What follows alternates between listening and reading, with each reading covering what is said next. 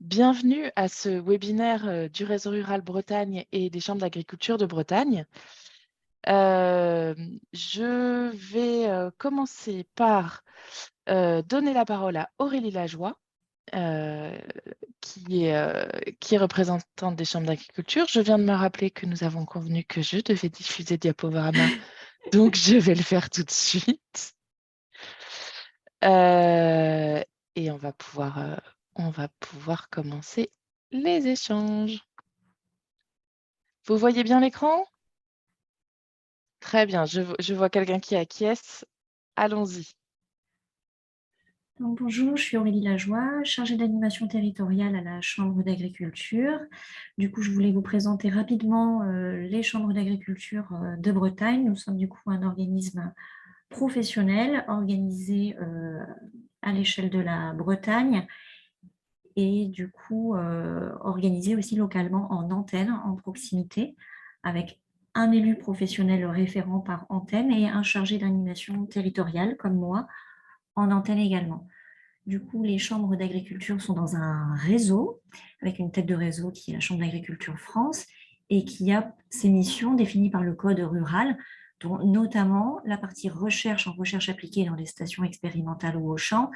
Et le gros du réacteur, c'est l'accompagnement technique des exploitations, depuis l'installation jusque dans toute la carrière professionnelle d'un agriculteur, du conseil technique au niveau des cultures et aussi au niveau de la gestion des cheptels, gestion animale, pardon, mais aussi les relations humaines, la gestion d'entreprise, la transformation, la commercialisation, jusqu'à la fin de carrière des agriculteurs. Et on a une autre mission qui est aussi d'être porte-parole du milieu agricole, et du coup, c'est pour ça qu'il y a des élus et des collègues qui ont une mission consulaire, qui donnent des avis sur des documents d'urbanisme, notamment, et sur des questions environnementales.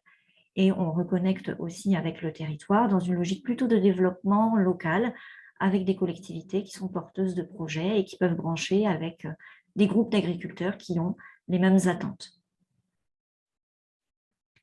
Voilà pour la présentation des chambres d'agriculture. Je relaisse la parole à Marianne. Merci. Pour vous présenter rapidement le réseau rural, c'est un outil prévu par le FEADER qui existe dans tous les États à l'échelle nationale et ou régionale, donc en France à l'échelle nationale et régionale. En Bretagne, il est copiloté par la région et l'État par le SGAR, donc le Secrétariat général aux affaires régionales. Le réseau rural, c'est un outil de dialogue et d'interconnaissance entre les acteurs du monde rural. Ça permet d'aborder les problématiques nouvelles des ruralités, ça permet de partager et de valoriser des bonnes pratiques de la diversité des acteurs ruraux et du développement rural. Et puis, c'est aussi un outil d'accompagnement des groupes d'action locales leaders, donc légal leaders. Dans le cadre du réseau rural, on organise des visites, des webinaires, on a un certain nombre de fiches de capitalisation sur des sujets variés. Et le rendez-vous d'aujourd'hui, côté réseau rural, il se situe dans la continuité d'un cycle de webinaires que nous avions organisé avec l'Institut d'études politiques de Rennes et avec l'Institut Agro-Rennes-Angers, qui s'appelait Nouvelle ruralité, nouveaux ruraux. Donc, il y a 4 rendez-vous que vous pouvez retrouver en replay sur la chaîne du réseau rural, qui étaient sur dire et décrire le rural, rural, celles et ceux qui restent, celles et ceux qui arrivent, et populisme et ruralité. En lien avec ce sujet des transformations de la campagne et de ses habitants, euh, on a souhaité, avec les chambres d'agriculture, poursuivre sur la campagne, le rural, lieu de vie, de travail et de loisirs, puisque donc déjà dans les imaginaires, la campagne est perçue comme un tout unifié et avec des pratiques culturelles et des pratiques professionnelles proches. Or, ça a toujours été un petit peu plus compliqué que ça et un petit peu plus mélangé que ça. Mais aujourd'hui, la campagne, elle est vécue différemment par ses habitants qui sont en recherche d'espace, de nature, d'une vie sociale de proximité. Et elle n'est pas toujours perçue comme un espace d'activité économique, notamment agricole, mais pas seulement. Et les néo-ruraux et les visiteurs, ils ont parfois une image tronquée des espaces ruraux. et ils connaissent mal ce que sont les impondérables de l'activité agricole. Cette méconnaissance, elle crée des crispations en milieu rural et fondées sur une incompréhension. Donc, on souhaitait s'intéresser à des expériences qui permettent le dialogue entre élus et agriculteurs, notamment pour faire, enfin, et population, élus et agriculteurs, notamment pour faire connaître la diversité et les spécificités du métier agricole et de ses impacts sur la vie en monde rural, qu'on parle de saisonnalité, de travaux des champs, de respect des cultures et des troupeaux. Mais également, cette difficulté de dialogue entre élus, population et agriculteurs rend parfois les discussions sur un projet de territoire un peu plus complexes, avec des préjugés et des craintes qu'il s'agit de dépasser pour renouer le dialogue entre élus et agriculteurs. Et ça, ce sera l'objet de notre deuxième témoignage. Je vais inviter Aurélie Lajoie à présenter le premier témoignage et les personnes qui ont accepté de nous parler aujourd'hui, avant de vous laisser la place pour un temps d'échange. N'hésitez pas à utiliser le chat pendant ce premier exposé. Merci. Du coup, là, on va focaliser plutôt sur la relation entre les agriculteurs et ses habitants avec Janie Grosmaître, du coup, qui est agricultrice en production laitière à Saint-Vincent-sur-Oust, qui est en Morbihan, et qui est aussi membre du Résagri Sud-Est Morbihan. Et on va partager cette expérience aussi avec Léa Conan, qui est mon homologue sur le secteur de Questembert, et aussi animatrice du Résagri. Du coup, c'est à partir d'un petit guide du bon voisinage que l'on va dérouler cette présentation. Janie, est-ce que tu peux nous dire, du coup tu vas désactiver ton micro que j'avais coupé tout à l'heure, tu vas nous te présenter un petit peu ta ferme, de où tu parles, qu'est-ce que tu fais, et puis rapidement aussi le Résagri, qu'est-ce que c'est? Bonjour à tous, donc Gianni Gromet, je suis installée donc à Saint-Vincent-sur-Oust sur une production laitière avec mon mari. Donc jeune installée parce qu'en 2015, mon mari en 2013, avec 90 vaches sur 84 hectares.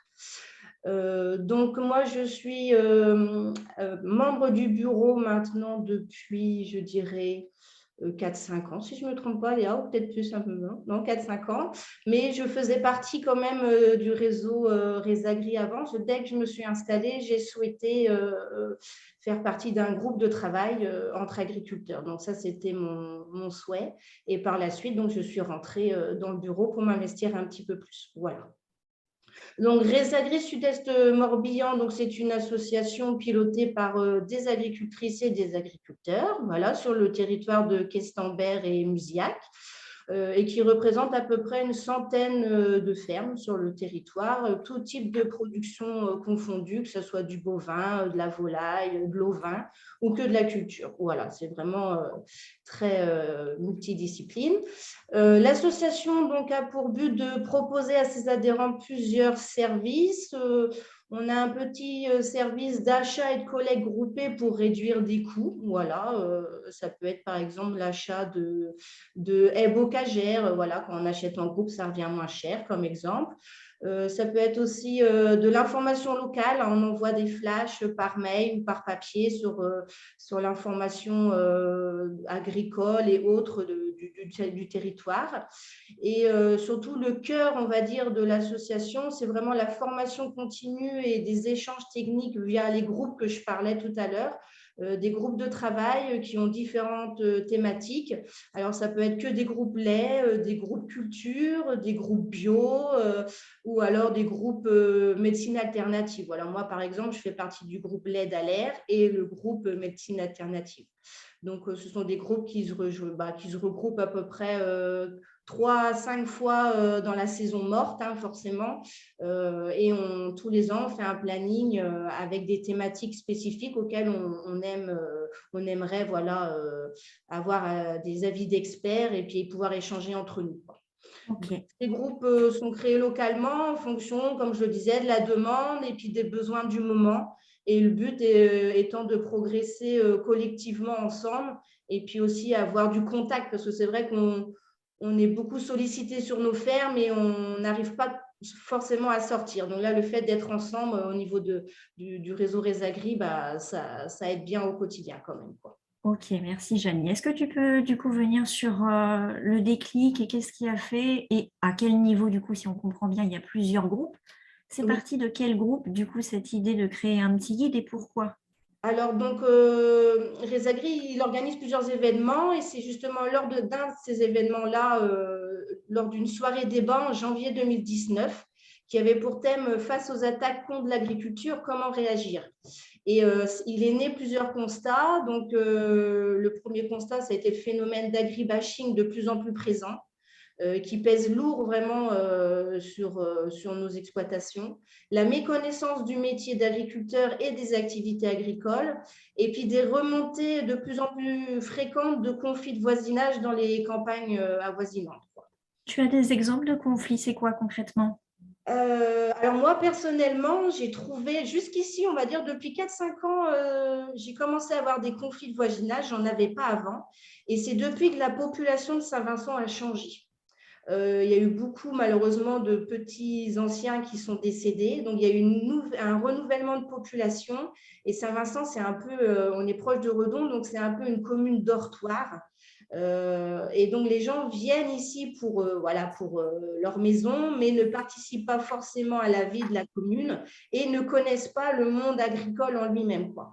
Et donc, moi, comme exemple, par exemple, il y a encore, on va dire, à peine un mois, j'ai sorti mon pulvé pour traiter mes betteraves. J'avais la distance réglementaire au niveau de l'habitation de mes voisins et tout. Tout de suite, ils sont sortis comme des fous dans le champ pour me dire qu'ils ne pourraient plus manger les légumes de leur potager. Donc, au final, mon mari leur a bien dit que non, ce qu'on utilisait était homologué, qu'on a même donné le nom de la molécule pour qu'ils puissent appeler la chambre d'agriculture pour être rassurés, qu'on avait bien la distance de sécurité. Voilà, qu'il y avait. Mais c'est plein de petits détails comme ça que les gens ils viennent tout de suite agresser, en fait. Ils ne viennent pas d'abord à l'information. Et c'est ces remontées-là qu'on a, en fait.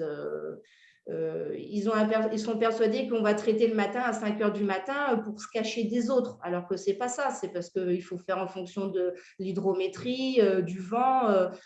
À 5 heures du matin, je préfère être dans mon lit que, que d'aller traiter mes céréales. Donc voilà, c'est des petits exemples qui font qu'on a voulu créer quelque chose de ludique et puis qui soit, comment dire, facile d'accès à tout le monde, quoi. Voilà. Donc, on avait besoin de communiquer positivement sur notre métier, d'expliquer ce qu'on faisait sur nos exploitations, dans nos campagnes, pourquoi on le faisait, et de créer donc un support qui puisse mettre en relation agriculteurs et habitants qui vivent sur le même territoire et dont les nouveaux habitants qui ne connaissent pas ce territoire-là, et puis pouvoir mieux vivre ensemble, quoi, créer quelque chose de ludique et d'accessible au plus grand nombre, quoi. Voilà.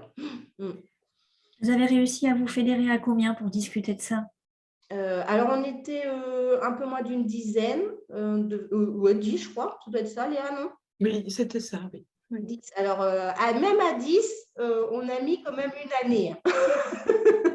Parce que choisir le bon terme qui ne chagrine pas ni l'agriculteur ni le voisin, voilà, ça a été assez… oui, bon, on ne se réunissait pas non plus toutes les semaines, mais voilà, ça a été quand même quelque chose d'assez intéressant, parce que même entre nous, on a vu qu'il pouvait y avoir quelques petites distorsions de point de vue, quoi. Ok, on va rentrer peut-être dans le document. Donc, c'est un petit guide de bon voisinage, finalement, le format que vous avez sélectionné. Oui, voilà. C'est ce petit guide que l'on présente. Je te laisse dérouler. On a sélectionné un outil simple, c'est-à-dire on voulait un format A4 recto verso en 3 volets qui se repliaient, qui puisse être vraiment imprimable de façon facile aussi, voilà, même en mairie, qu'ils puissent le faire par eux-mêmes s'ils avaient besoin. Et donc au recto, il y a les engagements des agriculteurs, voilà, sous forme de petits, comment dire, de petits… je ne sais plus comment on trouve le mot là. Petite bulle, en fait, oui. Voilà, petite bulle, merci Léa. Et puis au verso, les engagements de l'habitant. Voilà, donc quelque chose avec beaucoup de couleurs, parce qu'on voulait aussi intéresser les enfants. On s'est dit que si les enfants voyaient ça sous forme de BD, ça les ferait peut-être inciter leurs parents à lire avec eux le document et puis à le décrypter ensemble, quoi. On trouvait que c'était quelque chose d'assez sympathique que ça soit fait en famille. Et puis donc auquel on a rajouté des chiffres clés en fait de l'agriculture morbihannaise sur les différents types de production qu'il pouvait y avoir sur le territoire. Voilà, donc on a voulu synthétiser vraiment nos idées et puis que ça parle à tout le monde, quoi. Voilà. Léa, tu veux rajouter quelque chose? Peut-être sur le côté financement, parce que c'est vrai que c'est un document qui a été financé par des structures qui ont été gentilles de nous aider. Donc, on a eu un financement, d'ailleurs, les logos sont là, du conseil départemental de Morbihan et du comité départemental de développement de l'élevage qui ont accepté de nous aider. Et c'est vrai que ça nous a donné un coup de pouce, sans compter bien sûr la Chambre d'agriculture, plus pour l'appui technique. Donc, voilà. Et donc, c'est un document qui a été validé, qui a eu plusieurs temps de validation. Tu l'as dit, Janie, il y a eu un temps entre vous et puis il y a aussi eu un temps de validation au niveau des élus chambres aussi. Et donc, c'était important d'avoir un retour aussi extérieur parce que quand on est dedans, c'est vrai qu'on ne se rend pas forcément compte. Et du coup, plus les agriculteurs étaient nombreux à valider le document, plus on était sûr aussi de ne pas faire d'impair. Mais autrement, je n'ai rien d'autre à rajouter. Est-ce que du coup, il y avait eu une demande peut-être d'autres participants? Je pense du coup à la collectivité, elle n'était pas impliquée à cet endroit-là sur le dossier, où il n'y a pas eu de demande non plus de riverains d'être avec vous dans la construction. Ça part bien du coup d'un groupe d'agriculteurs qui a envie d'aller vers. Oui. Oui, complètement. L'envie était là. Après, je pense, moi, j'y étais pas, mais lors de la soirée débat, il y avait peut-être aussi quelques riverains qui étaient en demande, d'en savoir plus aussi, là, ça c'est sûr. Mais la demande était clairement interne. Le but des agricultrices et puis agriculteurs aussi, il y en avait quelques-uns, c'était vraiment de vouloir communiquer. Et après, la diffusion auprès des riverains et surtout des collectivités s'est fait dans un second temps. Ok, donc là, on voit en fonction des saisons les points de tension que vous avez identifiés ou les incivilités ou les remarques que vous, agricultrices, agriculteurs, vous avez perçues et que vous trouviez bon du coup d'éclairer. Donc il y a l'histoire de l'enfouissement pour limiter les odeurs. Oui, alors il y a aussi tout ce qui est un passage des tracteurs sur la voirie, sur les routes, qui peuvent poser quelques crispations aussi. Voilà. On parlait tout à l'heure avec ta remarque, Janie, sur la nuit, pourquoi est-ce que je traite, quoi, hein, c'est pas pour me cacher.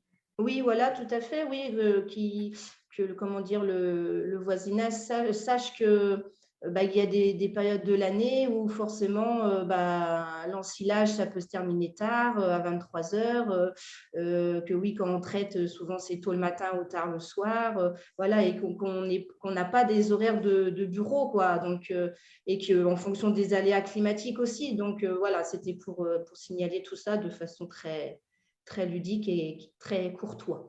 Du coup, il y a dans le chat, je vois une suggestion d'amélioration sur ce point, c'est que du coup, n'apparaît pas les distances de sécurité qui vous sont un peu imposées autour des maisons. Peut-être que c'est parce que la réglementation a changé entre-temps. Oui, ça évolue souvent et puis en fonction en plus de... On avait peur que ça soit un peu trop technique parce qu'en fonction en plus de la molécule qu'on utilise, c'est pas les mêmes distances. Alors, je pense que trop en mettre peut peut-être causer du tort. Après, ça peut être une suggestion, oui.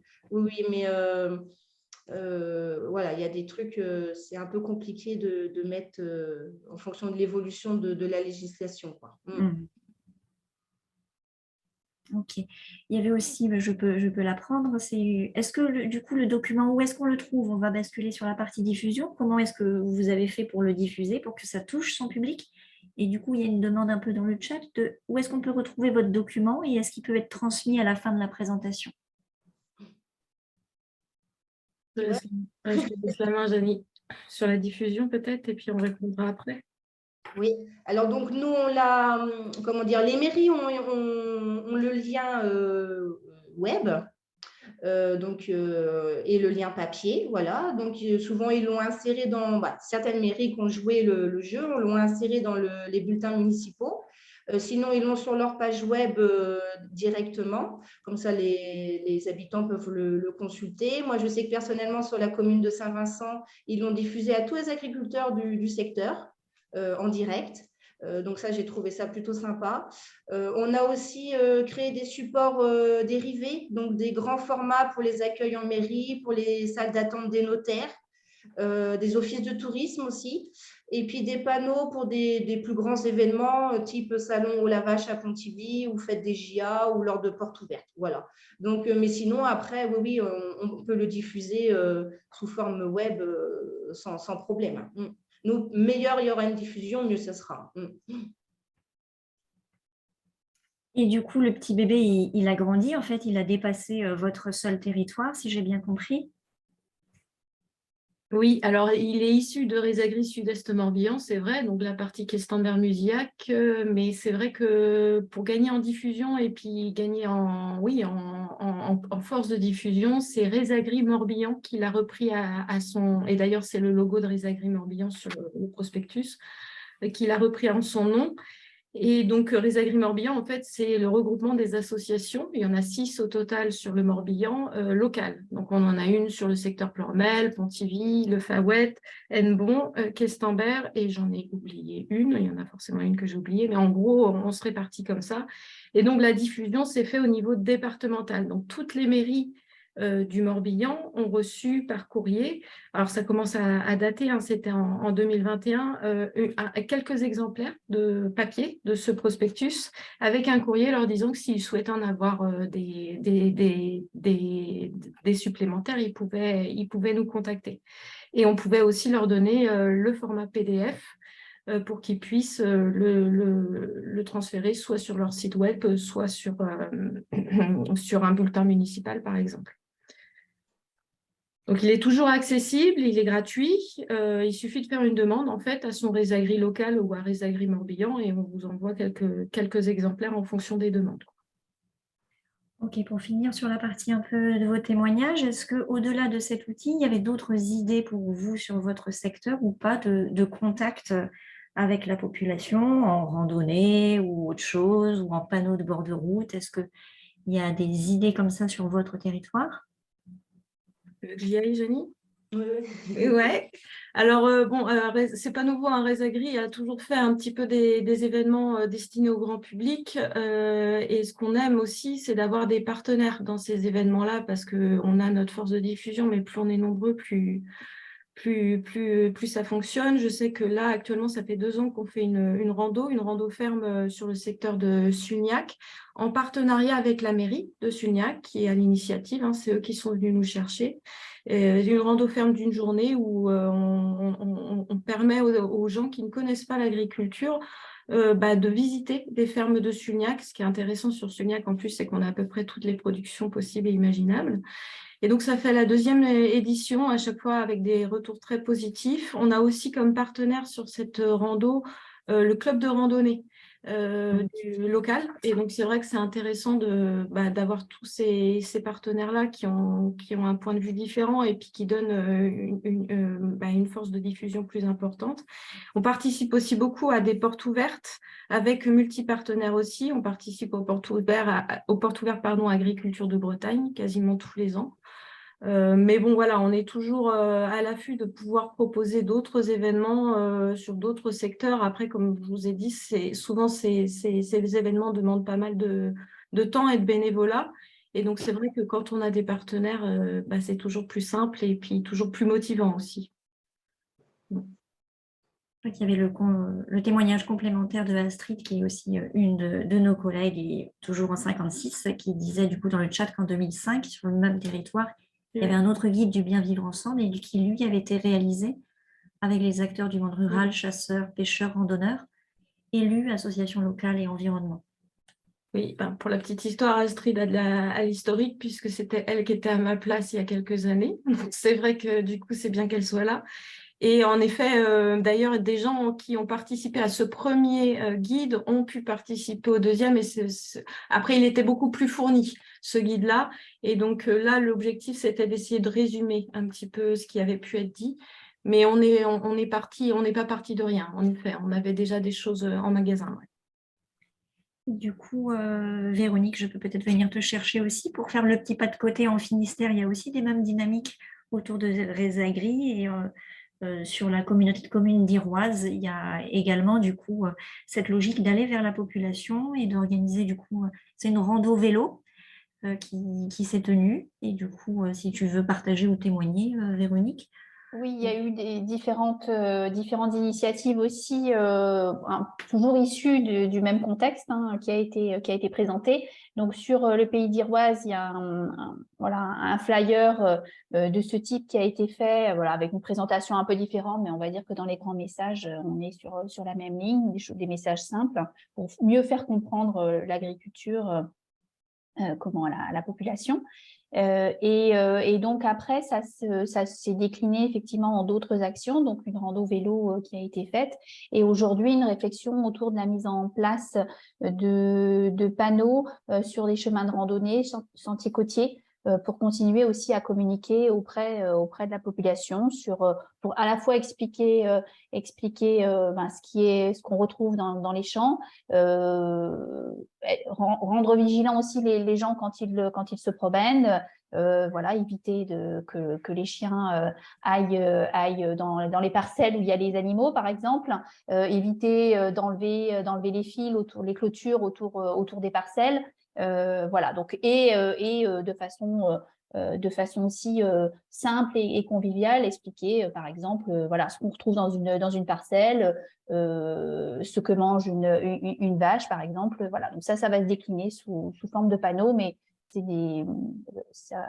dans d'autres territoires aussi, on va dire que c'est les étapes un peu suivantes qui sont menées, et puis plusieurs articles aussi au fil de l'année dans les revues de la collectivité et dans les revues communales pour rappeler aussi la saisonnalité de l'agriculture, expliquer ce qui se passe voilà, suivant les périodes. Ok, merci pour vos témoignages. On va passer à la séquence du coup avec vous de questions-réponses. Donc, on interroge du coup Léa, Janie et Véronique qui sont présentes. Si vous avez des questions, c'est le moment. Alors, moi, je vais me permettre une question. Donc Astrid, votre collègue de la Chambre, disait qu'il y avait eu une initiative en 2005. Donc, en effet, c'était un document plus fourni et donc peut-être plus cher, plus compliqué à diffuser et moins vite lu et donc peut-être moins vite approprié pour aller rapidement sur les intérêts respectifs d'un 3 volets A4 ou d'un petit livret. Mais pour rebondir aussi sur une question qui a été posée dans le chat sur les questions du moment, en 2005, qu'est-ce qui donnait envie de se mettre autour de la table pour clarifier les questions et pour informer, et qu'est-ce qui change et qu'est-ce qui ne change pas? Alors, oui, mon micro est ouvert. Janie, je vais essayer de répondre. Le souci de cette question, c'est qu'en 2005, Janie et moi, nous n'étions pas là. Donc, c'est vrai qu'on va essayer d'y répondre. Mais, Je pourrais compléter éventuellement si tu veux, Léa. Ah ben, je veux bien, Astrid, parce que moi, j'étais encore en études. Je pense que je pense qu'en fait, les soucis d'agribashing ont encore plus évolué et encore plus augmenté depuis ces dernières années, je pense, honnêtement. Après, en 2005, je pense que c'était déjà les mêmes objectifs. On avait des partenaires un peu différents. Je peut-être te laisser la main, Astrid, sur la partie 2005, parce que moi, j'y étais pas, sur le pourquoi. Oui, en fait, les agriculteurs avaient commencé déjà à constater qu'il y avait des conflits. Il y avait quelques conflits déjà qui émergeaient sur le territoire. Et ils avaient fait le constat que, en fait, les gens ne se connaissaient pas et connaissaient pas les pratiques des uns et des autres et les besoins des uns et des autres. C'est pour ça que, et ça s'est fait après des diagnostics participatifs qui avaient été faits de territoire avec la communauté de communes de Questembert à l'époque. Et du coup, tout le monde a décidé de se mettre autour de la table et au début, c'était l'idée de créer une charte, et puis bon, la réflexion a évolué, mais c'était de mettre tout le monde, tous les utilisateurs en fait du territoire rural, de les mettre autour de la table et puis de voir, de se rendre compte que tout le monde a des droits et des devoirs et en fonction de la casquette qu'on a aussi, ben, on voit pas toujours la même chose, hein. On disait un champ, il y a un agriculteur qui voit que c'est un espace de production, le randonneur, ben voilà, c'est un lieu où on peut se balader, et puis le promoteur immobilier, c'est éventuellement un terrain potentiellement constructible. Donc voilà, il y avait des choses comme ça, et ben, mettre autour de la table à l'époque chasseurs, pêcheurs, randonneurs, associations locales d'environnement. En fait, on a passé beaucoup de temps à avoir le même langage. C'est-à-dire sur un mot qu'on utilisait, qu'il soit compris par tout le monde, quoi. Donc ça n'a pas été simple, et ça, ben voilà, malgré tout, ça aboutit à ça. Mais pour moi, c'est des actions qu'il faut remettre continuellement sur la table. Et tous ces guides, en fait, il faut les faire vivre, parce que ce n'est qu'un outil, en fait. Et après, il faut continuellement les faire vivre. Ben voilà, moi, je vois, dimanche dernier, j'ai fait une rando ferme, ben, j'ai distribué le guide aux gens qui participaient. Et continuellement, il faut continuer à faire passer les messages qui existent ben, dans ce guide, dans d'autres, quoi que ce soit. Mais voilà, si on les fait pas vivre, c'est un peu peine perdue. Pour Voilà. effectivement rebondir sur le chat ou sur le sujet des phytos, quelqu'un exprime le fait que c'est la question du moment. Peut-être que ce n'est pas dans le guide, mais rappeler aussi peut-être aux élus de collectivité que la Chambre a édité du coup un guide qui est beaucoup plus technique et qui peut être en mairie, du coup qui est les phytos parlons-en, où là il y a vraiment de la réglementation un peu plus forte. Ici, dans ce petit guide, c'est l'ensemble de la saisonnalité et l'ensemble des travaux où est-ce qu'il peut y avoir des petits points de tension facirs à lever, quoi. Donc Et sur la question... On a un petit flyer aussi dans le même principe, excuse-moi Aurélie, sur les phytos, le même principe simple que ce qu'on vient de voir sur les phytos aussi.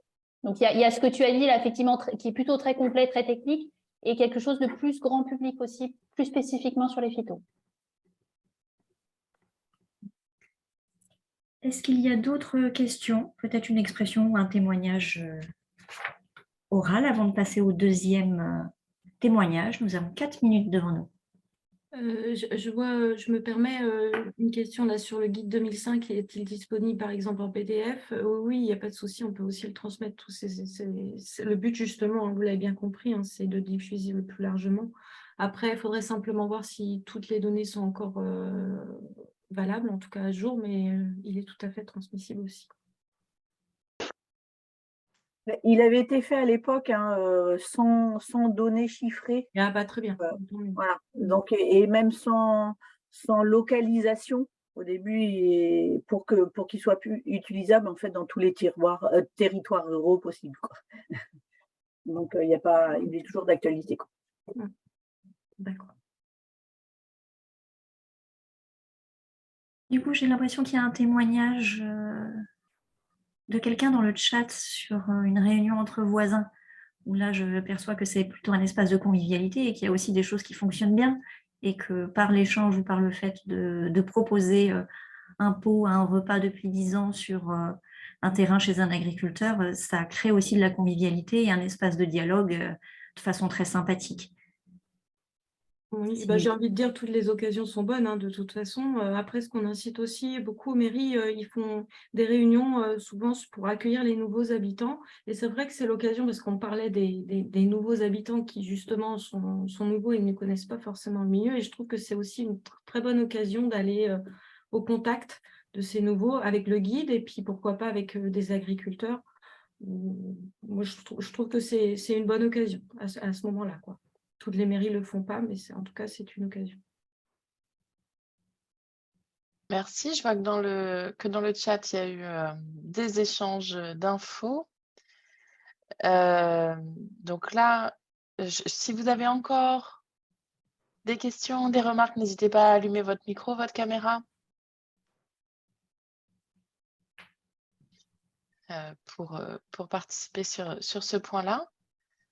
Donc là, on voyait l'intérêt pour la profession agricole de se faire connaître, de parler à ses voisins et de diffuser une culture commune en fait de ce que c'est l'agriculture sur le territoire.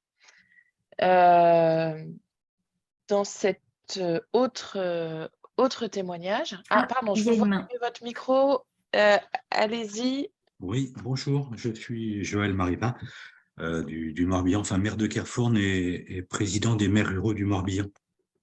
Alors c'est vrai que c'est moi qui ai mis le petit mot là sur la réunion des voisins, donc ça se fait depuis longtemps. Et c'est vrai que c'est quand même un moyen simple. Mais j'ai une autre anecdote finalement avec les agriculteurs de Bretagne. Une collègue qui est engagée dans cet assaut nous demande de parler de l'agriculture lorsqu'il y a une installation de jeunes agriculteurs.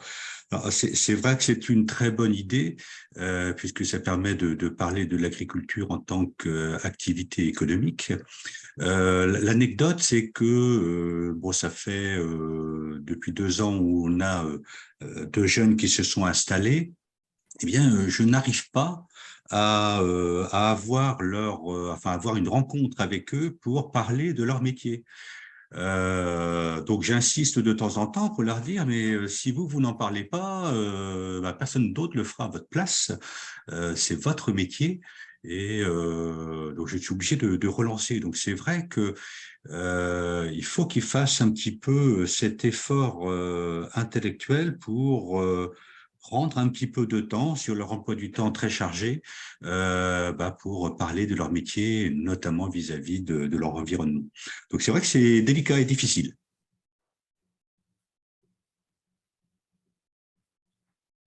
Merci pour votre témoignage. Du coup, Marianne, on va pouvoir lancer la séquence 2. Donc là, on évoquait jusqu'ici les situations dans lesquelles les agriculteurs souhaitaient communiquer vers les populations. Ce qui nous intéressait aussi, c'est de voir ce que vous pouvez mettre en place pour maintenir un dialogue entre élus et agriculteurs dans une période de crispation. Et pour ça, on va échanger avec Françoise Loipre, maire de Layé, dont le territoire a été l'objet de plusieurs sujets de crispation et de tension. Et puis ensuite, on proposera à Christophe Sartin, qui est le chargé d'animation territoriale au sein des chambres d'agriculture sur ce secteur-là, de nous expliquer ce qui a été proposé par la chambre d'agriculture. Donc, Françoise Loipre, Oui, bonjour. si vous pouvez déjà nous présenter la commune de Layé, la place de l'agriculture dans cette commune, et puis la place de l'agriculture dans ce projet municipal aussi. Oui, alors Layé donc, est au sud de Rennes, c'est une commune de plus de 3200 hectares, avec à peu près 1600 hectares de SAU, de surface agricole utile, 22 exploitations sur la commune, principalement en lait. Et puis quelques exploitations, je vais dire 6 ou 7 exploitations en agriculture biologique, en maraîchage, volaille, grande culture, farine, pain paysan. Voilà. Et donc il y a 5200 habitants, on fait partie de Rennes Métropole. Donc, quand on a constitué la liste pour les élections de 2020, on a cherché, moi personnellement, je suis agricultrice, installée de façon atypique, comme on disait avant, en 2010, à 40 ans. Et il y avait l'ancien maire également qui était agriculteur bio en lait. Et on a tenu tous ensemble à avoir sur la liste des agriculteurs ou des agricultrices Et donc, on est revenu plusieurs fois à la charge auprès de deux femmes, l'une agricultrice et l'autre femme d'agriculteur, qui ont accepté de venir avec nous, donc sur une liste apolitique, parce qu'elle était assez diverse et variée. Voilà, donc on s'est installé en 2020. On avait quand même dans notre programme une colonne vertébrale qui était le développement durable. Et il y a eu donc une première élue qui a été déléguée à l'agriculture, qui était femme d'agriculteur. Et c'est vrai qu'on a vécu ce début de mandat plusieurs événements en lien avec le monde rural qui ont généré des tensions. Je reviendrai bien à l'amont et au moment de la campagne. Est-ce que donc avant les municipales de 2020, il y a eu certaines municipalités qui ont pris des arrêtés justement anti-usage des pesticides. Et vous me disiez qu'à cette époque-là, vous aviez rencontré les agriculteurs du territoire pour en échanger. Vous pouvez m'en parler un petit peu plus? Ouais. Donc c'est vrai qu'il y a eu une mairie qui a pris un arrêté municipal interdisant la pulvérisation des pesticides, je crois me souvenir, à moins de 150 mètres des maisons, quelque chose comme ça. Et nous, dès le mois d'après, en fait, on a organisé une réunion en conviant tous les agriculteurs de la commune et en leur affirmant qu'on n'avait pas l'intention de prendre un arrêté de la sorte, parce qu'on avait bien conscience de la complexité du travail dans chacune des exploitations, et qu'on était convaincus que c'était pas par un arrêté assez rigide que ça allait faire bouger les choses, mais qu'on souhaitait échanger avec eux sur le sujet des pesticides, parce que c'est quand même un sujet majeur de la population en général. Et on leur a demandé ce qu'on pouvait mettre dans notre programme pour les accompagner sur une transition. Enfin voilà, on ne demandait pas une transition avec un rétro-planning, on voulait juste voir ce qu'une commune pouvait construire avec les agriculteurs pour faire évoluer les pratiques vers un peu moins d'utilisation de pesticides. Et cette réunion-là, elle ne s'est pas bien passée du tout. Les agriculteurs nous ont reproché d'utiliser de l'argent public pour s'ingérer dans les entreprises agricoles. Et on va dire qu'on est arrivé à une situation de blocage à la fin de la réunion, qui a duré 3 heures. Parce que malgré l'envie de discuter sur le sujet et de voir qu'est-ce qui était possible, on a été confronté à un blocage total. Par ailleurs, donc, vous disiez que vous vouliez vous assurer d'avoir une représentation du monde agricole au sein du conseil municipal, et y compris au-delà de vous-même, parce que vous me disiez en préparation que vous ne considériez pas comme représentative du secteur, forcément. Par ailleurs, l'AIE et en tant que commune et en tant que membre de Rennes Métropole, a des engagements sur les questions agricoles. Est-ce que vous pourriez m'en dire un petit peu plus? Oui, alors Rennes Métropole, dans son plan alimentaire territorial, là, a mis comme objectif sur le territoire métropolitain un territoire zéro pesticide en 2030.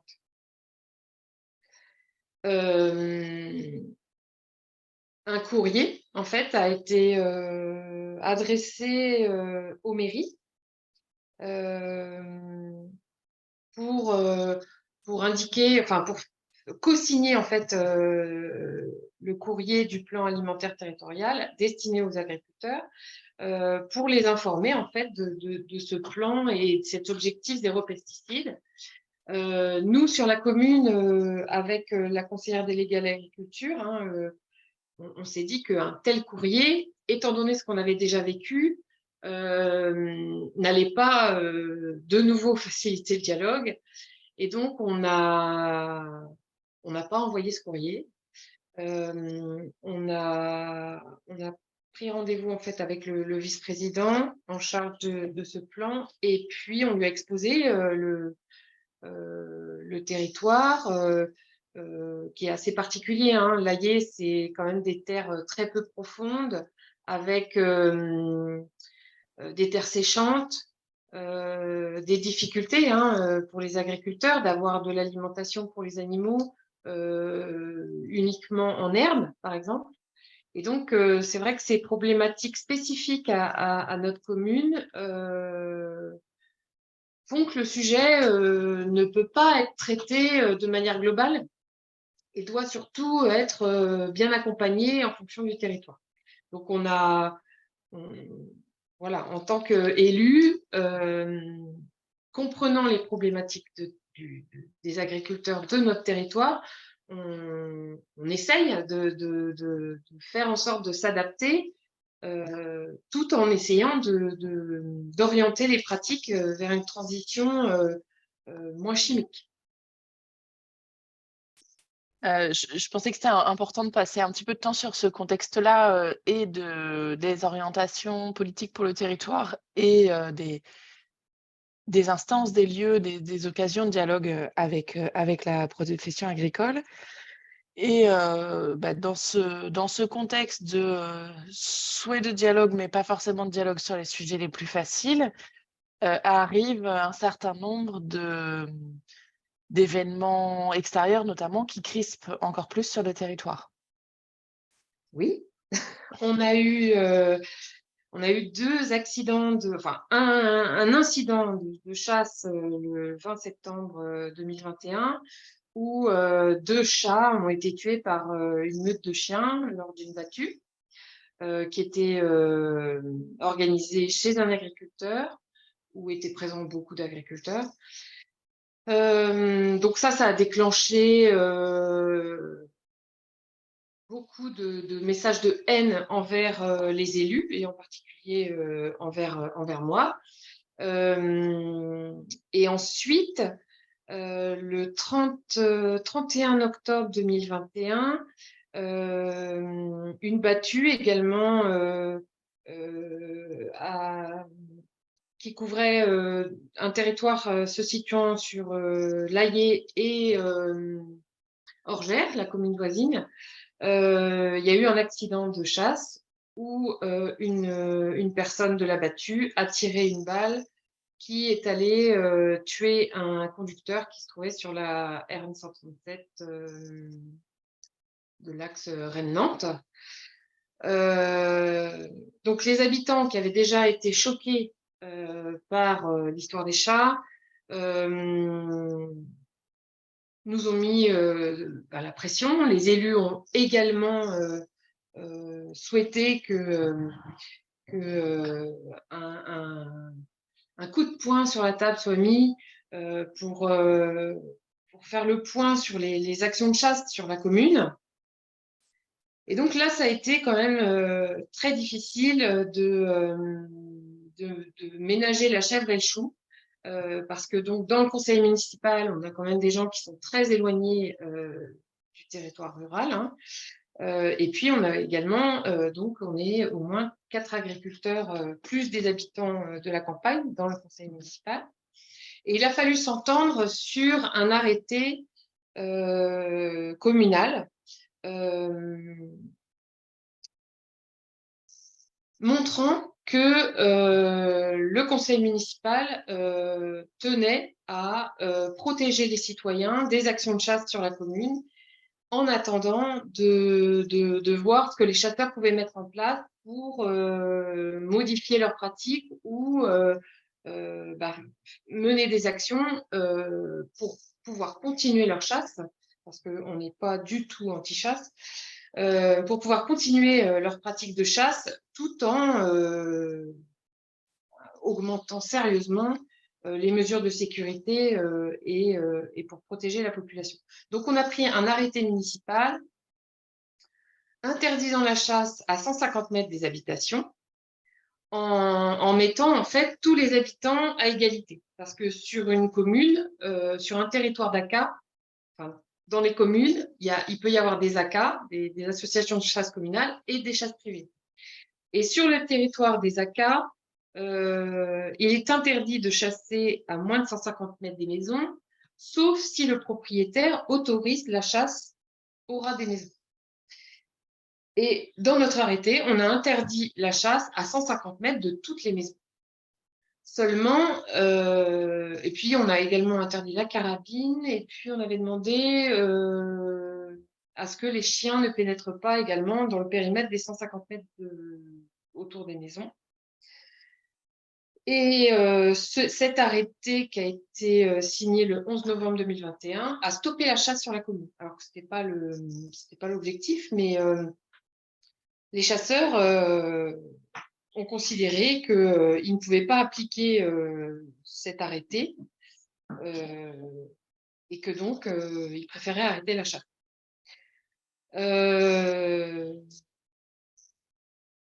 On a eu entre le 11 novembre et puis le 7-8 décembre plus de 10 réunions avec habitants, chasseurs, agriculteurs, citoyens, préfectures ou des DTM pour échanger sur la sécurisation de la chasse. On a eu une réunion publique également le 6 décembre où il y a eu plus de 150 personnes à venir pour parler de chasse et c'était essentiellement des habitants de la campagne de l'Allier. Et on a fini par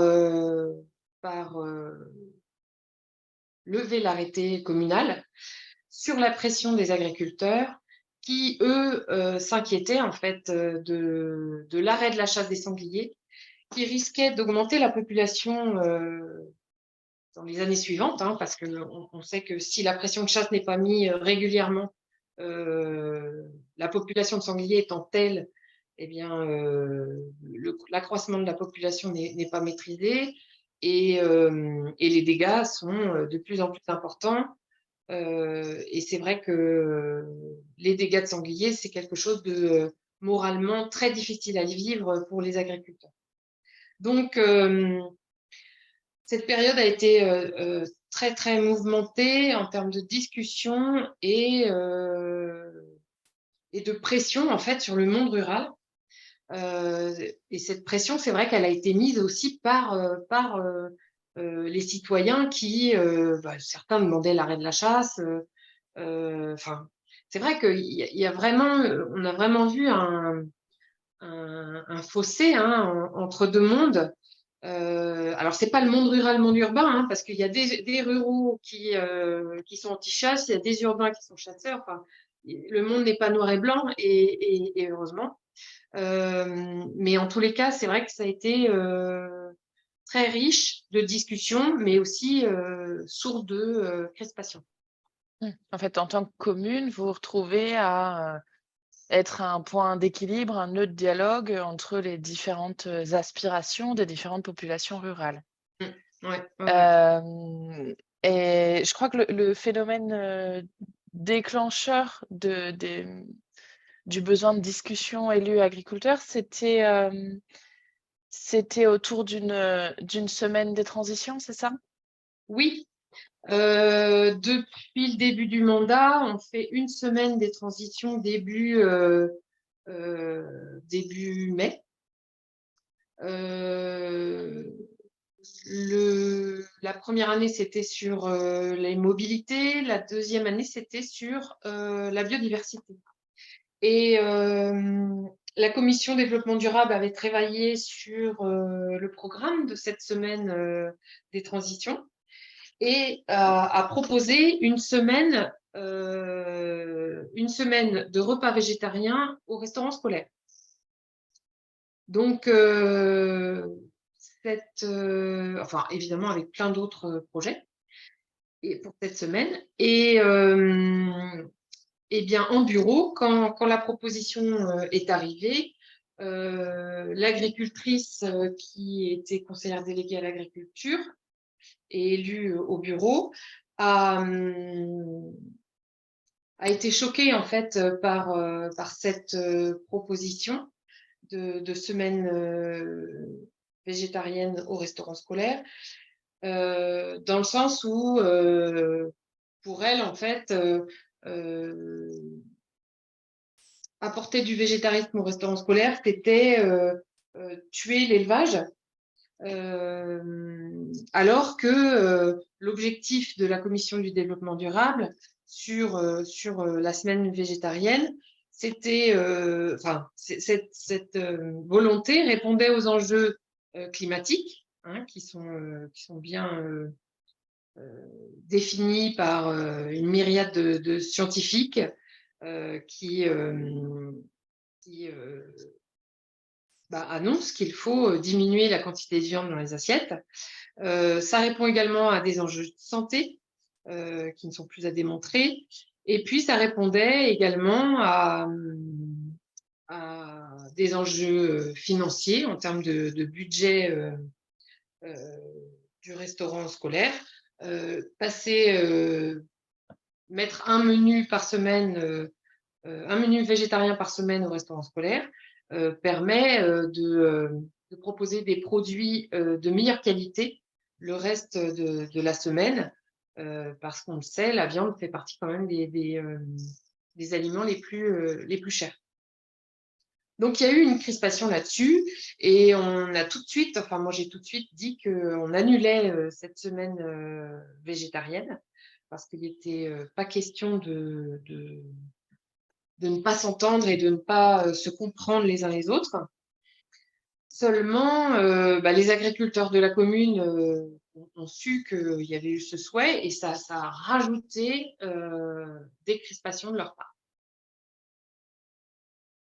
Donc, dans ce contexte-là, Christophe Sartin, vous avez l'élu délégué à l'agriculture donc au sein de l'AIE qui se rapproche de la Chambre et donc de son correspondant local vous-même et qui vous sollicite pour lancer un dialogue, un débat. Concrètement, qu'est-ce qui se passe et comment ça se passe? En fait, effectivement, Madame Fontaine, qui était la conseillère municipale chargée de l'agriculture, elle-même agricultrice, comme disait Madame Loipre, s'est rapprochée de nous. Et la posture de la Chambre, qui est d'accompagner les territoires et les agriculteurs dans dans ce souci de répondre à l'utilité aux agriculteurs, à l'utilité du territoire. Et donc, on a eu ce temps pour écouter les besoins. Donc, nous étions avec Madame Loipre et l'adjointe à l'agriculture, notre élu référent. Et Madame Loipre avait pris la décision d'accompagner pour ce temps d'échange l'élu chargé du développement durable et aussi l'ancien maire qui fait partie du conseil municipal. Et on a eu ce temps d'écoute des besoins pour qualifier la demande de la collectivité.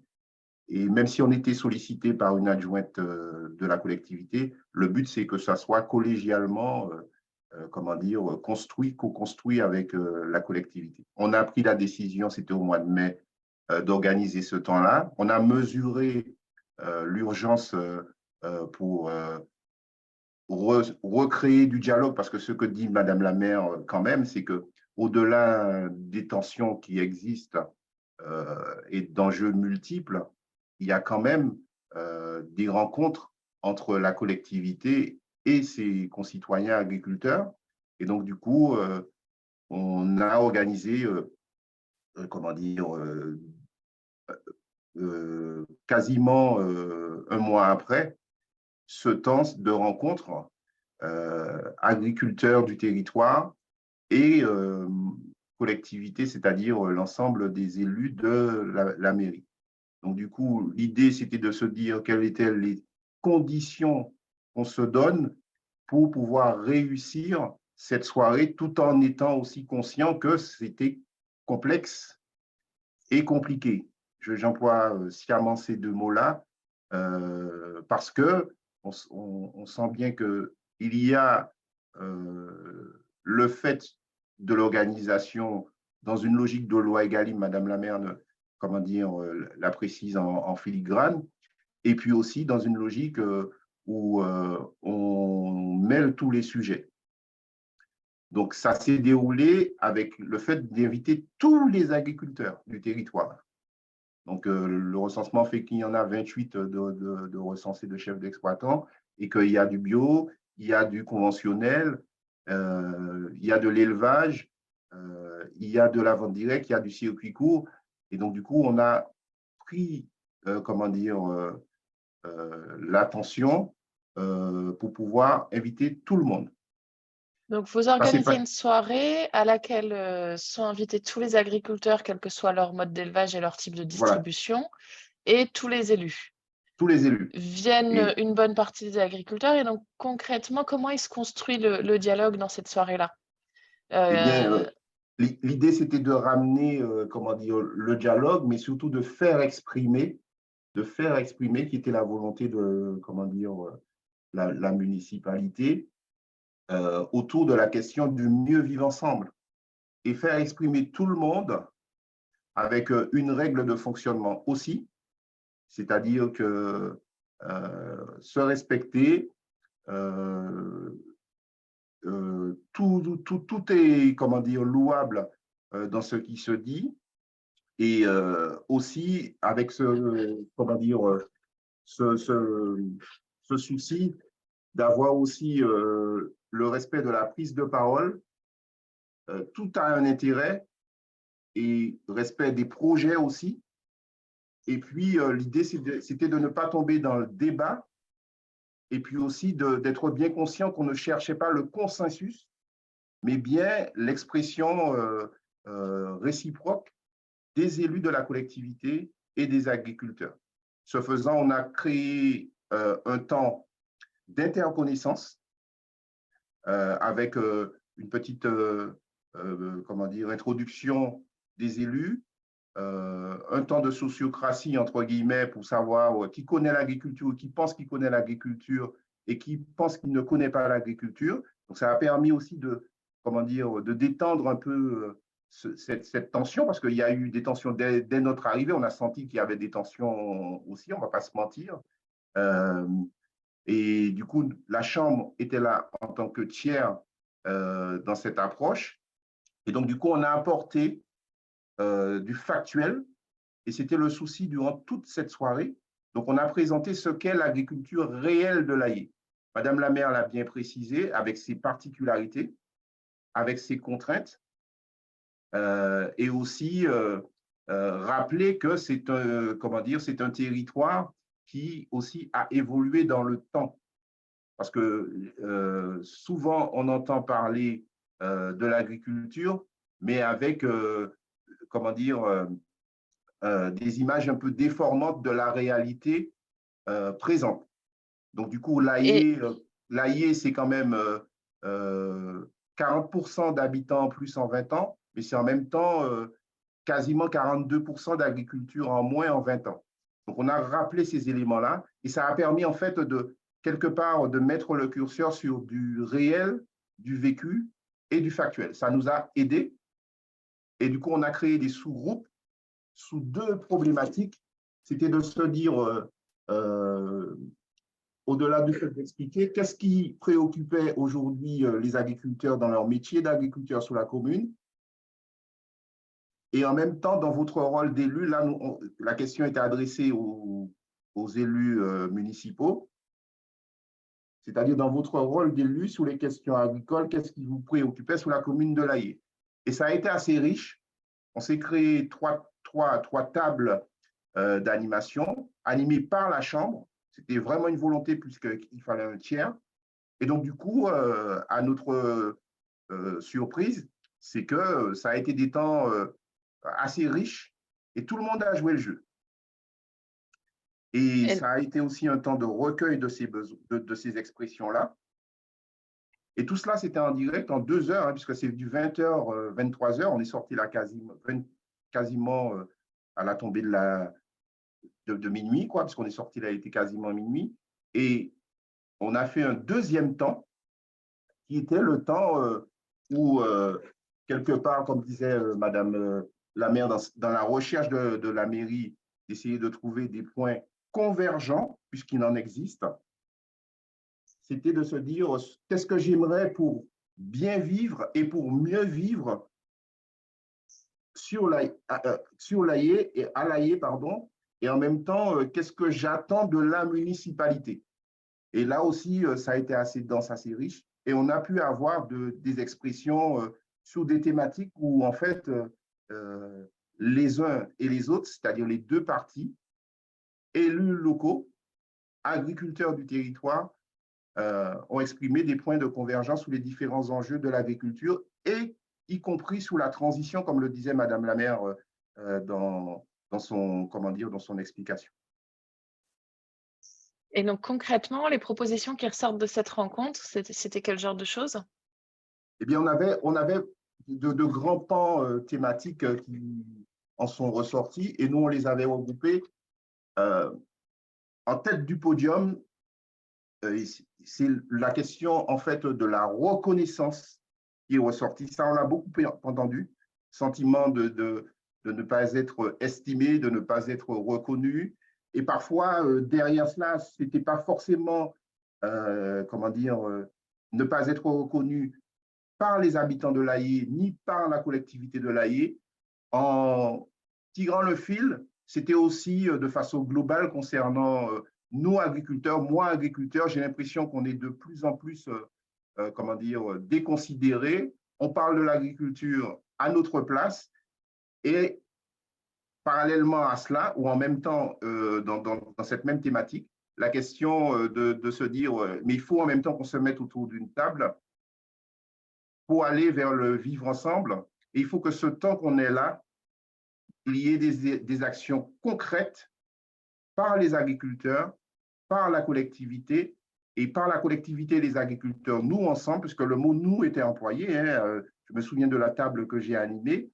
Il y a eu des instants assez, assez riches de voir que la notion de collectif existe bien sur l'Aillé.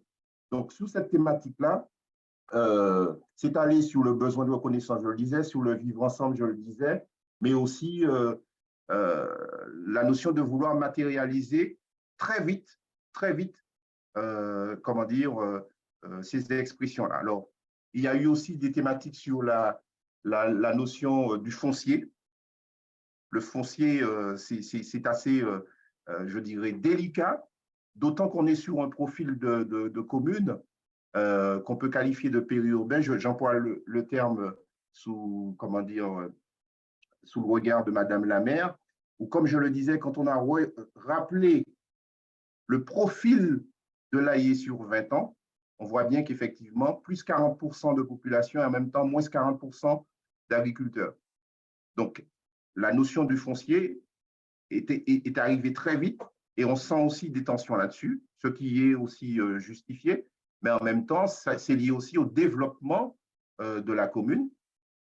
Et puis, la question de tout ce qui concerne l'environnement, la biodiversité, que Madame la maire a précisé comme étant un élément de tension dans les événements qui se sont déroulés sur tout le long, comme l'a expliqué la maire, était cette troisième thématique. Et dans le concret, des idées qui étaient émises, c'était se dire pourquoi ne pas ramener plus d'élèves, plus de nouveaux habitants vers les habitants, vers les agriculteurs, pour qu'ils connaissent mieux l'agriculture du territoire et qu'ils nous considèrent mieux. Et puis, est sortie l'idée de se dire, il existe un magazine municipal, il faut que très vite, en fait, il y ait un dossier ou un portrait régulièrement des agriculteurs qui soit mis, parce qu'on méconnaît, en fait, l'existence du territoire. Et là, la collectivité, à son corps défendant, a eu le mérite au mois de novembre de faire un dossier sur l'agriculture, et on a retrouvé très vite cette thématique-là, c'est-à-dire l'agriculture, cultivons le vivre ensemble. Donc la collectivité est allée très vite vers comment dire, cette volonté-là. Et ce qui s'est passé, c'est que tout le monde s'est exprimé durant cette soirée. Et en même temps, certains étaient même prêts à se dire il faut qu'on organise des portes ouvertes sur notre territoire et il faut qu'on mette en place peut-être un guide. Je pense à ce que présentait tout à l'heure Léa et le réseau Resagri, un guide qui serait adressé aux nouveaux arrivants et qui serait tout aussi louable comment dire, de mettre à disposition de l'ensemble des agriculteurs et des habitants, puisqu'ils sont aussi citoyens de la collectivité. Merci. Donc, on voit qu'à l'AIE, il y a des volontés de dialogue, y compris sur les sujets qui fâchent. Donc, la Chambre a animé cette rencontre. Alors, moi, ce qui m'interroge, c'est est-ce qu'il y avait besoin, mais visiblement oui, de faire connaître la profession agricole aux élus municipaux. C'est-à-dire qu'à la population, vu l'évolution de la population, ça ne me paraît pas forcément surprenant, mais je dois avouer que dans la préparation de cette rencontre, ça m'a surprise de constater que les élus communaux avaient besoin d'une acculturation, en fait, aux questions agricoles. Donc, Françoise Loapre, je ne sais pas si vous souhaitez en parler un petit peu. Et puis, après, ma question plus globale, c'est après cette rencontre-là, qu'est-ce qui se passe? Comment on continue le dialogue? Je crois que ça a été tout de même compliqué sur le territoire. Ouais. Donc, oui, il y a besoin d'acculturation des élus sur l'agriculture, mais je pense de toute la population. Il y a très peu de gens à comprendre l'agriculture dans la population générale. Les gens qui comprennent l'agriculture, c'est en général des agriculteurs, des familles d'agriculteurs ou des personnes qui travaillent dans le milieu de l'agriculture. Mais autrement, la population est majoritairement éloignée de l'agriculture. Quand, si je prends l'exemple du collège, quand les jeunes disent qu'ils veulent travailler avec les animaux, à aucun moment on leur conseille d'être agriculteur, on leur dit d'être vétérinaire. Il y a un gros souci là-dessus. Faut que le métier d'agriculteur soit énormément mis en avant, valorisé sur tous les avantages de ce métier. Parce que là, on est quand même rendu à une situation très tendue dans ce secteur d'activité où les agriculteurs en fonction font de plus en plus d'heures avec de plus en plus de terres, sont bloqués des fois dans l'agrandissement parce qu'ils ne trouvent pas de salariés. Enfin, on a l'impression d'être arrivé quand même à une situation de blocage. Je ne parle pas des transmissions, des installations à 20 ans où on installe des jeunes qui s'installent beaucoup trop tôt, à mon avis, et qui risquent d'arrêter beaucoup plus tôt qu'on ne le souhaiterait. Donc bon, il y a vraiment, la société en général a un gros travail à faire sur l'agriculture, bon, pas que l'AIE, mais c'est vrai que moi j'y tiens beaucoup parce que d'abord je suis agricultrice, donc même si je ne suis pas née dans une famille d'agriculteurs, je connais maintenant le métier et je vois en fait toutes les injonctions de la société qui pèsent sur le dos des agriculteurs, alors que c'est tout le système agricole qui doit se remettre en question, et non pas seulement des individus. Et c'est vrai qu'on a tenu très rapidement à faire un article dans le Laïus, qui est le magazine municipal, où une douzaine d'agriculteurs en production laitière ont parlé de leur métier. On a fait un double page. Et c'est quelque chose qui a été très difficile à vivre. Alors, je vais parler à sa place, mais je vais pas essayer de dire des bêtises.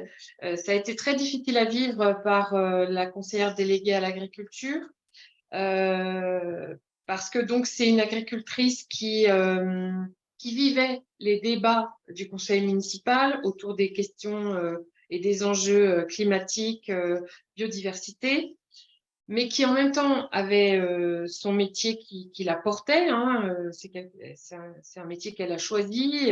Elle est à égal, elle travaille d'égal à égal avec son mari sur l'exploitation. C'est pas une agricultrice qui gère que les veaux et la traite, quoi. Hein. Elle fait les ensilages, les cultures et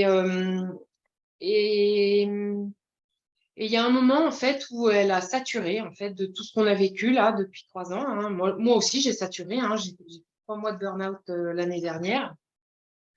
Et elle en fait, elle a réussi à faire l'article avec les agriculteurs et en même temps elle a saturé. Elle avait l'intention d'accompagner son fils dans son installation sur la ferme. Et cette torture, je dirais, entre le monde agricole qui protège ses pratiques habituelles et le conseil municipal qui voulait aller de l'avant sur la transition, sur la biodiversité. Il y a un moment où ça l'a torturée trop et elle a démissionné du conseil municipal il y a 5-6 mois. Donc, bon, il y a eu plusieurs fois où elle m'avait fait part de ses difficultés, je l'avais relancée, on s'était tenu la main, on s'appelait très souvent. C'est vrai qu'on travaillait beaucoup ensemble parce que on vivait des choses aussi dans la campagne des choses pas faciles où 2 élus du monde agricole étaient quand même bien préparés à vivre des choses difficiles comme ça. Et en fait, voilà, elle n'a pas réussi à tenir. Moi, j'ai pas voulu la remotiver une nouvelle fois parce que je me suis dit que j'avais pas envie de continuer à la torturer.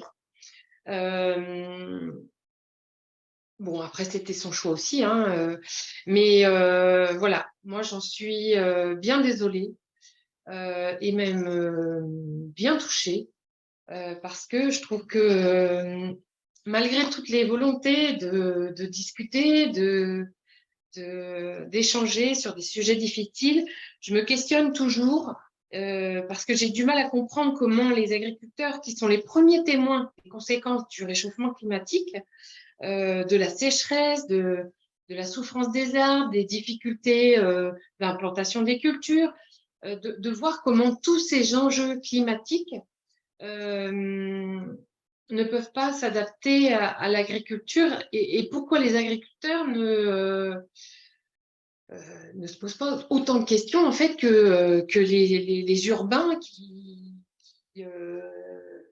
voilà, ouais, je suis en train de parler de 2 sujets, d'opposer les urbains et les ruraux, et je ne veux surtout pas faire ça, mais en fait, les gens qui analysent les conséquences du dérèglement climatique et de la perte de biodiversité, on est quand même face au plus grand effondrement des populations d'oiseaux, d'insectes dans les campagnes, et les agriculteurs qui sont aussi beaucoup des chasseurs ont vu la perte de biodiversité. On voit qu'il n'y a plus les perdrix, les bécassines, les tourterelles des bois. Pourquoi, en fait, j'ai pas la réponse, hein, pourquoi on n'arrive pas à s'entendre sur ces enjeux et à discuter de ces sujets et à discuter en fait de l'évolution que pourrait prendre l'agriculture pour lutter et s'adapter au réchauffement climatique et lutter contre la perte de biodiversité. Donc c'est vrai que c'est une conclusion un peu pessimiste.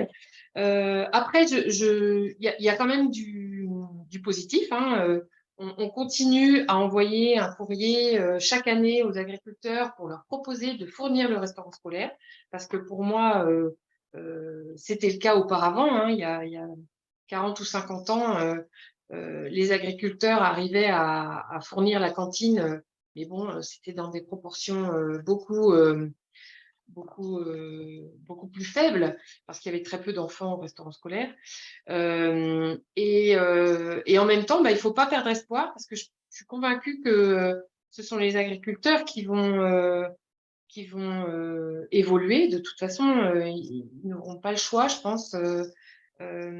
Et puis, ce sont les plus grands acteurs de notre territoire. Donc, on ne peut pas, nous, élus, travailler sans les agriculteurs. On l'a vu aussi sur la commune au sujet des rave parties. Il y a plein de sujets. Hein, je sais pas, j'en ai plus là en tête, mais je suis un peu émue parce que Et peut-être que je vais reprendre, et Marianne, si tu m'autorises, je vois que du coup, il y avait quand même des réactions dans le chat et témoignages du coup de Monsieur Marivin. Je ne sais pas s'il est encore, il nous dit qu'il doit nous quitter, mais s'il est encore là et qu'il veut partager, on le prend, parce que je vois l'heure qui tourne et effectivement, ça va commencer à se terminer. Il a l'air d'être déjà parti. Il expliquait aussi, si vous ne voyez pas le chat, Madame Louapre, du coup, son rôle d'élu, où est-ce qu'il faisait aussi des constats, des injonctions qui sont difficiles à avoir, notamment sur la loi Egalim. Il disait qu'il n'avait pas forcément, lui, beaucoup de demandes du côté des consommateurs d'une introduction de produits bio sur sa cantine. Il faisait le constat, du coup, que du côté des chasseurs, qu'il y avait une responsabilité, mais qui n'était pas forcément reconnue, en fait, de régulation de population. Je le fais vraiment en synthèse. Et si j'ai lu de travers, vous me reprenez, ceux qui ont lu dans le chat. Et il exprimait son rôle en tant que maire. Du coup, pour lui, c'est de limiter les excès individualistes et donc de défendre les personnes qui exercent un métier qui, par principe, engendre des nuisances. Donc, et que ça, c'est valable pour toutes les activités. Et il nous remerciait pour les échanges. Aurélie, Oui. juste par rapport à ce qui vient d'être dit, le sujet des évolutions et des transitions qu'opèrent les agriculteurs, ce n'était pas l'objet du webinaire, mais dans ce qui vient d'être dit, il est fait référence quand même au fait que les agriculteurs, de ce que j'ai compris en tout cas, ne prennent pas conscience de ces besoins d'évolution. Alors, je ne sais pas si… excusez-moi, je n'ai pas retenu le nom et le prénom de la représentante de Resagri tout à l'heure. Je ne sais pas si vous voulez dire un petit mot par rapport à ça. Je pense que l'agriculture, elle est dans des transitions et beaucoup d'agriculteurs en prennent conscience. Voilà, donc je pense que malheureusement, on n'a pas d'élus qui pouvaient être disponibles aujourd'hui. Mais voilà, je ne sais pas si… Oui, alors je ne dis pas qu'il n'y a pas conscience. Je dis que c'est difficile d'échanger sur les enjeux, justement. Est-ce que parmi les participants, il y a des gens qui veulent poser des questions, demander des compléments, apporter un témoignage?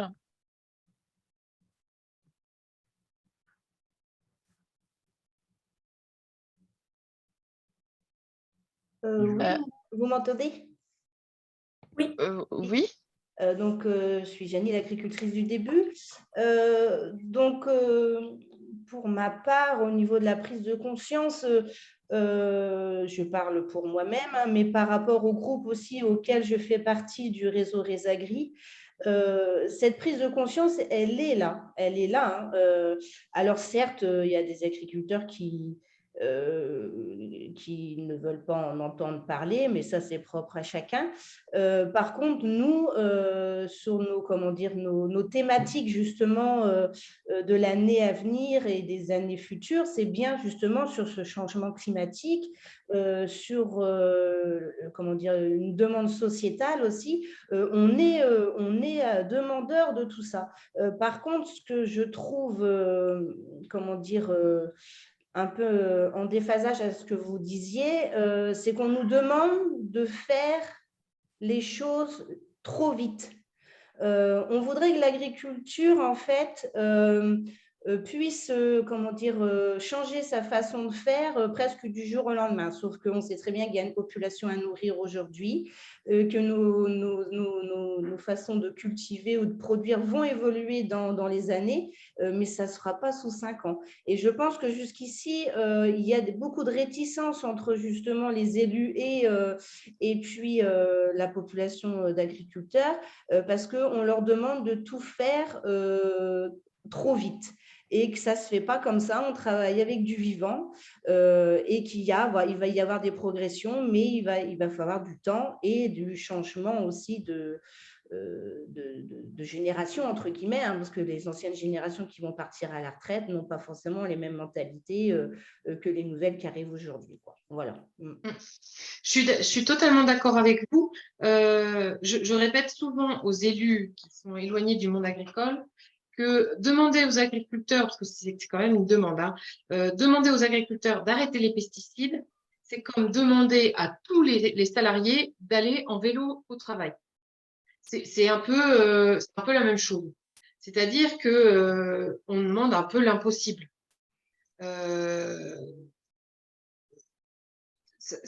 Parce qu'on sait, hein, passer la houe rotative, biner, passer la herséterie, ça demande beaucoup plus de temps que passer le pulvé.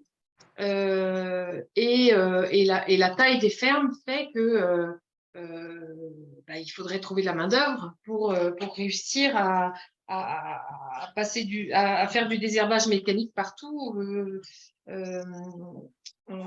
pour remplacer le pulvé. Et ça demande un peu le même effort, quoi. J'essaye une image, hein, mais je pense que c'est un côté parlant, cette image. C'est-à-dire qu'on voit bien qu'il y a des besoins de transformation dans tous les milieux et dans tous les métiers. Et entre la prise de conscience, la capacité d'action, la possibilité de faire, il y a toujours un décalage. Et c'est comment collectivement on se mobilise, y compris pour accompagner. Je vois qu'il est 12h30. Est-ce que, Aurélie, tu veux présenter rapidement ce que la Chambre peut faire pour les acteurs et les différentes ressources? Oui, merci. C'était de prolonger un peu les échanges. Là, on voit qu'on est dans l'interconnaissance. On se disait avec Marianne, c'était comment passer des zones de conflit qui nous mettent quand même en espace de dialogue mais contraint à de la coopération. Déjà, le préalable, c'est de bien se connaître. Du coup, on a créé un site internet spécifique pour les élus de collectivité. Du coup, si vous voulez aller chercher un peu de ressources, il est assez récent comme site, mais on essaye du coup de vous donner des clés de lecture et de la ressource. Et puis, vous pouvez vous inscrire du coup à une newsletter qui est spécifique pour vous, collectivité, où il y a de l'actu réglementaire, des témoignages, des partages d'expériences pour s'inspirer. Et c'est des invitations du coup à faire des ponts plutôt que de construire des murs, ou en tout cas, si les murs sont là, à faire des trous dans les murs et commencer à faire des ponts. Donc, vraiment, c'est une invitation à se rencontrer, parce que du coup, on vous identifie aussi en tant qu'élu d'une collectivité ou sur un territoire, aussi comme médiateur avec la population. Si vous connaissez le fonctionnement des exploitations et les tensions, d'être aussi un maillon d'apaisement. Et en tout cas, quand vous vous sentez que c'est trop compliqué à gérer, de ne pas hésiter à venir vers nous pour qu'on essaye à l'endroit où chacun est, d'avancer ensemble et sans faire l'autruche sur les enjeux de demain, et du coup de se dire où est-ce que l'on peut agir, quoi, et qu'est-ce qui est acceptable. Il y avait les prochains rendez-vous, peut-être les prochains lieux sur la slide d'après, c'est ça. Que vous en avez vu déjà passer. Il y a un prochain webinaire du coup qui est le 23 juin pour comprendre la situation économique de l'agriculture bretonne. Et du coup, le 14 septembre, c'est une journée dédiée aux collectivités qui se passe sous le chapiteau à l'entrée en fait du SPACE, et du coup qui est une journée pour venir s'inspirer et à destination de l'ensemble des élus de collectivités de la Bretagne. Ça, c'est les outils et les propositions côté chambre. Moi, côté réseau rural, je n'ai pas de nouveaux rendez-vous à vous proposer pour l'instant. Il faut qu'on construise le programme de la rentrée un petit peu plus tard. Vous pouvez bien sûr retrouver le replay des différents webinaires, et y compris de celui-ci d'ici une quinzaine de jours, sur la chaîne YouTube du Réseau Rural Bretagne. Merci à toutes et à tous de nous avoir écoutés. Merci à nos intervenants d'avoir pris le temps de témoigner auprès de nous. C'était très intéressant. N'hésitez pas dans le chat à donner des remarques, des avis. Vous aurez une petite enquête de satisfaction qui va atterrir dans votre boîte mail dans quelques minutes.